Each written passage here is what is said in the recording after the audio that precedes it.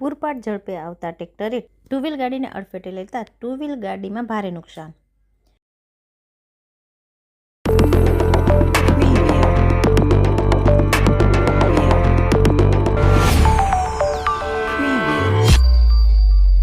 કેન્દ્રશાસિત પ્રદેશ દીવના મામલતદાર ઓફિસ પાસે એક ટ્રેક્ટર પૂરપાટ ઝડપે આવી ટુ વ્હીલ ગાડીને કચડી હતી। જીવાભાઈ બાબુભાઈ ઉંમર વર્ષ 45 કોટડાના રહેવાસી ગાડી પર ઊભી અને ફોન પર વાતચીત કરતા હતા। તે દરમિયાન અચાનક જ પૂરપાટ ટ્રેક્ટર આવતા ટુ વ્હીલ ગાડીને કચડી હતી। ટ્રેક્ટર ચાલક ધર્મેશ રામભાઈ સોલંકી ઉંમર વર્ષ 21 પાલરીના રહેવાસી છે, જેમને ટુ વ્હીલ ગાડીને અડફેટે લેતા ગાડી કચડાઈ ગઈ હતી, જ્યારે ગાડી પર બેઠેલા જીવાભાઈ ફેંકાઈ જતા મોટી દુર્ઘટના ટળી હતી। પોલીસને જાણ થતાં પોલીસ પણ ઘટના સ્થળે પહોંચી હતી।